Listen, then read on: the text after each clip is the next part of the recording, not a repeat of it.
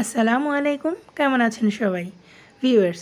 আজকে আমি আপনাদের জন্য নিয়ে এসেছি খুবই মজাদার এবং সুস্বাদু একটু ভিন্ন স্বাদের কচুরমুখীর আচারি ভর্তা। তো চলুন তৈরি করে নেওয়া যাক সুস্বাদু এই মুখরোচক ভর্তার রেসিপিটি। কচুরমুখীর আচারি ভর্তা তৈরির জন্য আমি এখানে 300 গ্রাম কচুরমুখী খুব ভালো করে ধুয়ে সেদ্ধ করতে দিয়েছি। কচুরমুখীটা সেদ্ধ হয়ে গেছে, এখন আমি এগুলোকে নামিয়ে খুব ভালো করে খোসা ছাড়িয়ে নিচ্ছি। কচুরমুখীর খোসা ছাড়িয়ে এখন আমি ভর্তার বাদবাকি প্রসেস করে নিচ্ছি। এজন্য চুলায় একটি প্যান বসিয়ে তাতে পর্যাপ্ত পরিমাণে রান্না করা রেগুলার সয়াবিন তেল দিয়ে 2টি বড় সাইজের পেঁয়াজ কুচি দিয়ে ভেজে নিচ্ছি। পেঁয়াজ কুচির সাথে 5 থেকে 6টি বড় রসুনের কোয়াও দিয়ে বাদামি কালার হওয়া পর্যন্ত ভেজে নিচ্ছি। পেঁয়াজ কুচি এবং রসুনটা ভাজা হয়ে গেছে, আমি এগুলোকে নামিয়ে নিচ্ছি এবং সেই একই প্যানে 6 থেকে 7টি শুকনো মরিচ ভেজে নিচ্ছি।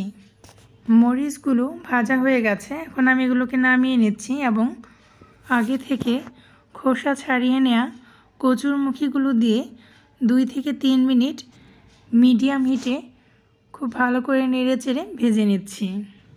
2 মিনিট কচুরমুখীগুলোকে ভেজে নিয়েছি, তা এখন আমি এগুলোকে নামিয়ে নিচ্ছি। ভাজা হয়ে গেলে কচুরমুখীগুলো আমি প্লেটের এক পাশে তুলে নিয়েছি। এখন আমি ভর্তাটা তৈরি করে নিব। তো এখন প্লেটের আরেক পাশে ভেজে নেওয়া পেঁয়াজ এবং রসুনটা নিয়ে নিচ্ছি এবং এতে হাফ চা চামচ পরিমাণ লবণ দিয়ে পেঁয়াজ এবং রসুনটাকে খুব ভালো করে মেখে নিচ্ছি। পেঁয়াজ এবং রসুনের সাথে লবণটা দিয়ে মেখে নেওয়া হয়ে গেলে এখন আমি ভেজে নেওয়া শুকনো মরিচগুলো পেঁয়াজ রসুনের সাথে একে একে খুব ভালো করে কচলে মেখে নিচ্ছি। ভেজে নেওয়া শুকনো মরিচ, পেঁয়াজ এবং রসুন লবণ দিয়ে একসাথে মেখে নেওয়ার পর আমি এগুলোর সাথে খুব ভালো করে সেদ্ধ করে ভেজে নেওয়া কচুরমুখীগুলো দিয়ে মেখে নিচ্ছি। কচুরমুখীটা মাখানো হয়ে গেলে আমি একটু লবণটা চেক করে নিয়েছি, তো এতে আরও কিছুটা পরিমাণ লবণ লাগবে, তাই আমি আর হাফ চা চামচ পরিমাণ লবণ দিয়ে দিচ্ছি।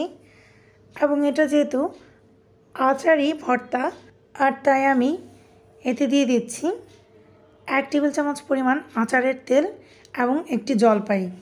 আমি এখানে আস্ত জলপাইয়ের আচার ব্যবহার করেছি, তাই একটি আস্ত জলপাই নিয়েছি। তো এখন আমি জলপাইয়ের আচার এবং তেলটা কচুরমুখীর সাথে খুব ভালো করে কচলে মেখে নিচ্ছি। জলপাইয়ের আচারটা কচুরমুখীর সাথে মেখে নেওয়ার পর আমি এখন এতে দিয়ে দিচ্ছি 1 টেবিল চামচ পরিমাণ ধনেপাতা কুচি। আপনারা এখানে ধনেপাতার কুচির পরিমাণটা বাড়িয়ে বা কমিয়ে নিতে পারেন। এখন আমি ধনেপাতা কুচিটাকেও কচুরমুখীর সাথে খুব ভালো করে মেখে নিচ্ছি। আর ভালো করে মেখে নেওয়ার পরই তৈরি হয়ে গেছে খুবই মজাদার এবং সুস্বাদু কচুরমুখীর আচারি ভর্তা।